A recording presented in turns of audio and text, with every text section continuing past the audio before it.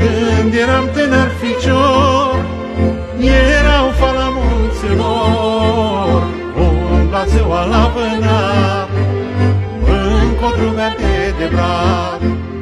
Când eram tânăr ficior, erau fala munților, umbla ziua la vânat, în codru verde de brad.